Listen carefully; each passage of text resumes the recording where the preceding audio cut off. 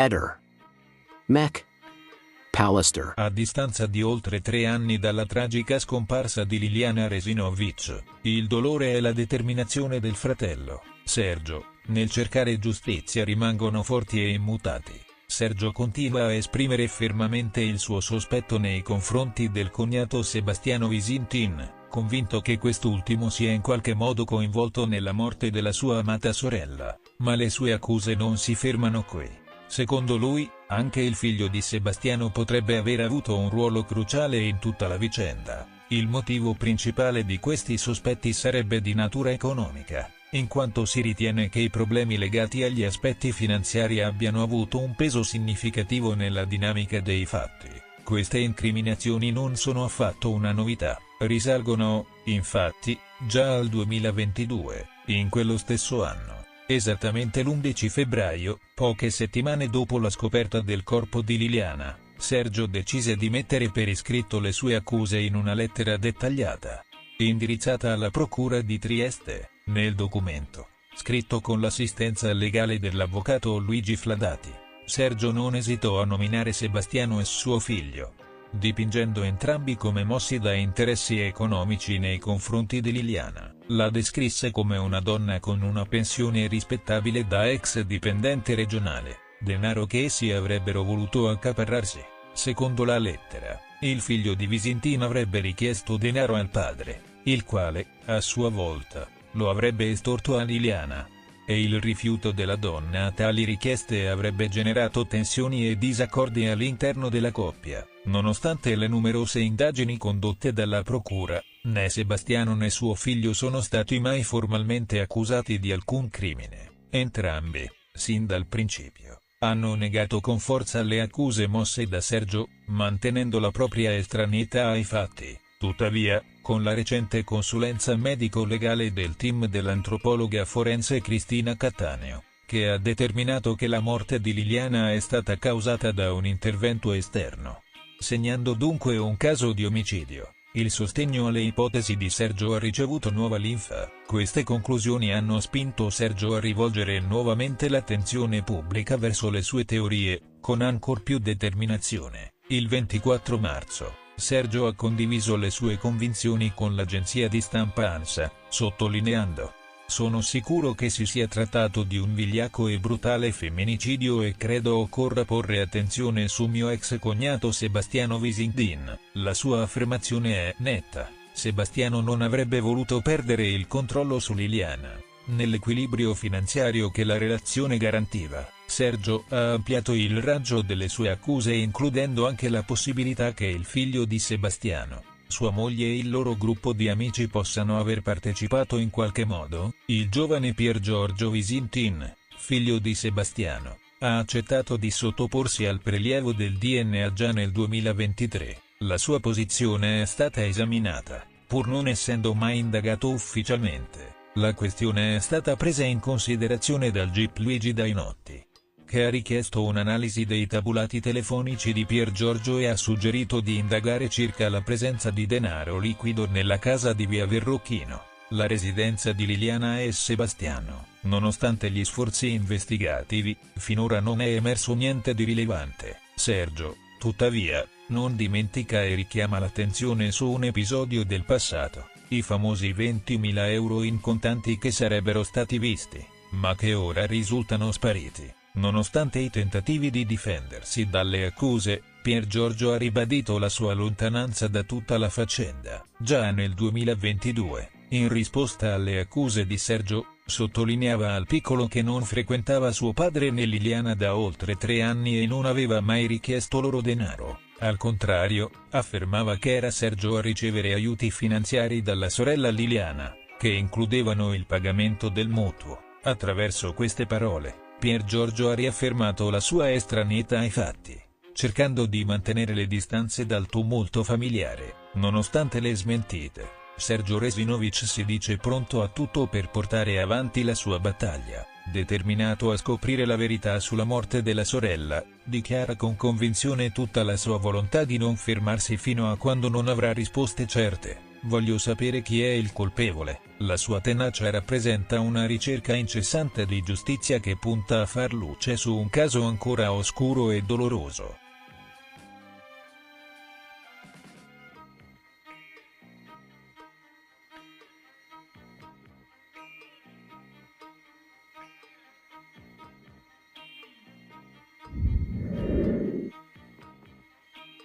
Nel drammatico caso della scomparsa di Aurora Bellini, l'attenzione degli inquirenti si concentra sulla responsabilità dei docenti accompagnatori che erano parte del viaggio. Gli investigatori stanno conducendo un'indagine meticolosa per ricostruire con esattezza quanto accaduto nelle ore precedenti al decesso della giovane e valutare se i doveri di vigilanza sono stati pienamente rispettati da parte del personale scolastico coinvolto.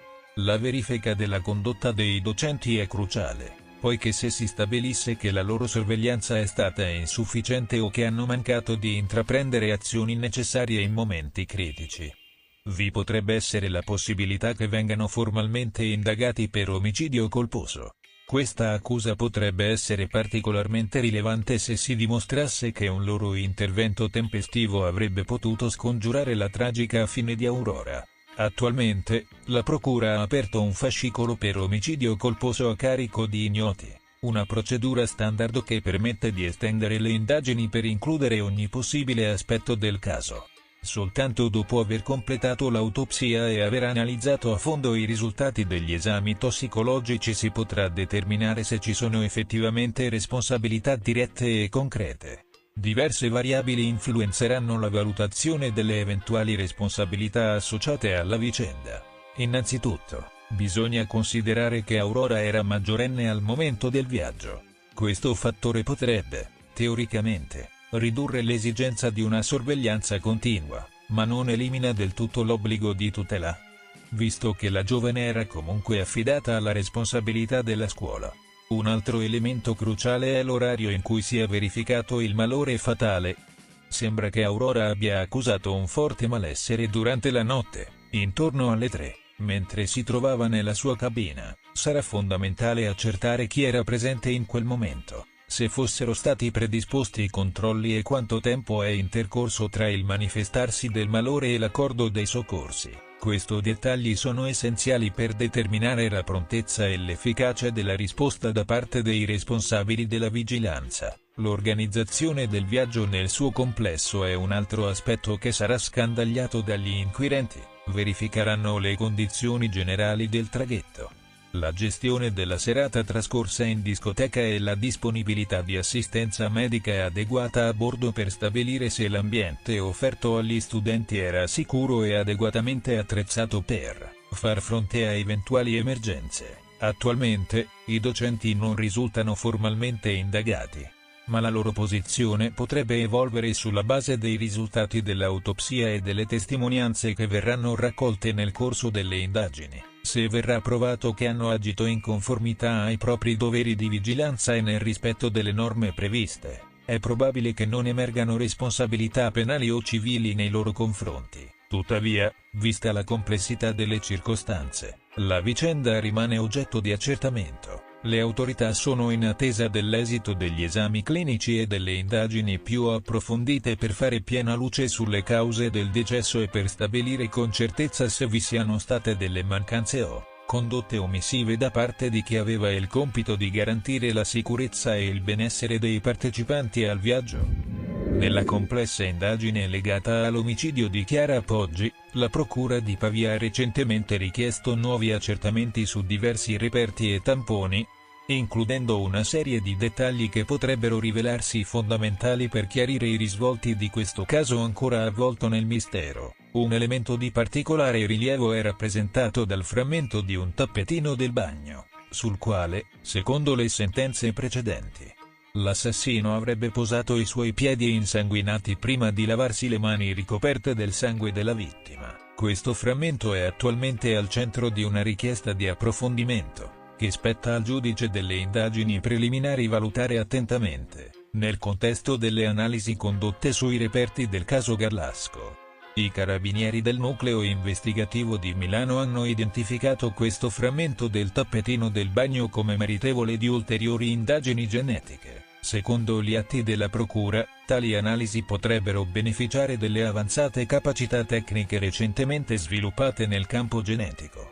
Un aspetto che rende la richiesta di un maxi incidente probatorio particolarmente pertinente. Tra i nuovi elementi da sottoporre ad esame, figurano anche una confezione vuota di biscotti e diversi sacchetti di plastica, indizi che potrebbero contenere prove cruciali collegabili al reato. Un'importante dichiarazione arriva dai consulenti genetisti Carlo Previdere e Pierangela Grignani, che sottolineano l'importanza di rianalizzare il frammento di tappetino. Questo elemento, identificato come reperto numero 27, in un primo momento non aveva restituito risultati significativi a causa di inibizioni nel processo di amplificazione del DNA. Tuttavia, considerando che l'amplificazione successiva non è mai stata effettuata, i consulenti ritengono che questo reperto debba essere riesaminato con le moderne tecniche di analisi a disposizione. Nella documentazione emerge la presenza di una serie di reperti, descritti minuziosamente, che saranno oggetto delle nuove analisi. Vi è una lista dettagliata di provette e tamponi, comprese 27 provette di dimensioni varie contenute in una busta etichettata sopralluogo 16,8 Garlasco, nonché una busta con tamponi biologici di Chiara Poggi e dei familiari, insieme al tampone salivare di Alberto Stasi. Accanto al frammento di tappetino, la lista dei reperti include anche un contenitore vuoto di tè freddo con la cannuccia, la plastica che conteneva uno yogurt, e svariati sacchetti di plastica celesti, utilizzati nelle operazioni di repertamento. Un ulteriore elemento di interesse è costituito dal tampone orale prelevato durante l'autopsia di Chiara, che non è mai stato sottoposto ad esame genetico. I consulenti genetisti suggeriscono che questo tampone dovrebbe essere indagato al fine di individuare la presenza di eventuali substrati biologici che potrebbero differire da quelli della vittima, aprendo così la strada a nuove e potenzialmente cruciali scoperte nell'ambito delle indagini. Infine, il caso Garlasco si arricchisce di un ulteriore capitolo con le possibili implicazioni delle interviste rilasciate da Stasi, che rischiano di compromettere la sua semilibertà. Questa vicenda continua a essere oggetto di accesi dibattiti e acute investigazioni, mentre le nuove analisi promesse dalla tecnologia potrebbero finalmente offrire risposte definitive. A quasi 18 anni dall'omicidio di Chiara Poggi, avvenuto il 13 agosto 2007 a Garlasco, le indagini potrebbero imboccare una nuova direzione. Nonostante le molteplici analisi e i processi che hanno portato alla condanna definitiva di Alberto Stasi, la cosiddetta prova regina è sempre mancata. La comparazione del DNA è stata più volte eseguita, ma nessun elemento decisivo ha mai chiarito con certezza chi fosse l'assassino. I reperti biologici raccolti sulla scena del crimine e sul corpo della vittima rappresentano ancora oggi una potenziale chiave di svolta. Inoltre è riemerso un verbale del 2007 mai preso in considerazione in cui viene trascritta la misteriosa telefonata di una donna. Andrea, aiutami. 2 parole pronunciate in una strana telefonata, rimaste sepolte in un vecchio verbale e ora al vaglio degli inquirenti. Perché se all'epoca del delitto di Garlasco quella misteriosa circostanza non fu presa in considerazione, oggi che per l'omicidio di Chiara Poggi il nuovo indagato, Sempio, si chiama proprio Andrea. Quel dettaglio assume contorni inquietanti. Mentre il giudice per le indagini preliminari deve pronunciarsi sul maxi incidente probatorio per Andrea Sempio, gli investigatori del nucleo investigativo di Milano, coordinati dalla procura di Pavia, stanno ascoltando diverse persone. Tra i documenti esaminati è emerso un verbale del 25 agosto 2007, in cui un giovane di Garlasco, appartenente alla cerchia di conoscenti vicini alla vittima, come riporta Il Tempo, racconta di un episodio avvenuto poche ore dopo il ritrovamento del cadavere di Chiara. Ricordo che il 13 agosto 2007 verso le 15,30 ho ricevuto sul mio cellulare una telefonata con numero privato. Mette a verbale il teste. Ho aperto la comunicazione e ho sentito una voce femminile che, disperata, diceva direttamente: "È morta".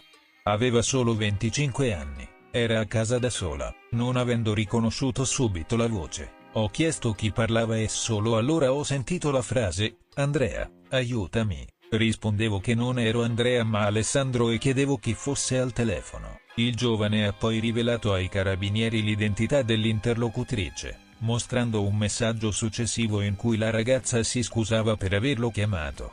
Oltre ad altre telefonate ricevute fino a sera che lo avevano infastidito, il significato di quella telefonata non è mai stato approfondito. Né è mai stato preso in considerazione il suggestivo collegamento tra quel nome e altre persone già ascoltate per ricostruire le ultime ore di vita di Chiara. Solo una settimana prima era stato convocato Andrea Sempio per chiarire come mai avesse fatto 3 telefonate a casa Poggi nei giorni successivi alla partenza per le vacanze del suo amico Marco, fratello della vittima. Sempio spiegò che si trattava di un errore, avendo memorizzato in rubrica sia il numero di casa che quello del cellulare di Marco. Tuttavia, non fu mai collegato all'Andrea destinatario dell'accorata richiesta di aiuto né riconvocato fino al 4 ottobre 2008, quando consegnò agli inquirenti lo scontrino di un parcheggio di Videvano delle 10,18. Considerato il suo alibi fino a quando l'orario del delitto fu anticipato tra le 9,12 e le 9,35 nel processo d'appello bis che condannò Alberto Stasi, gli investigatori non chiesero spiegazioni sulla telefonata del pomeriggio del delitto neppure alla ragazza che cercava il fantomatico Andrea, ma ora che Sempio è indagato per omicidio in concorso con altre persone, quel particolare viene ritenuto meritevole di approfondimento. Ehi, non dimenticare di iscriverti a questo canale.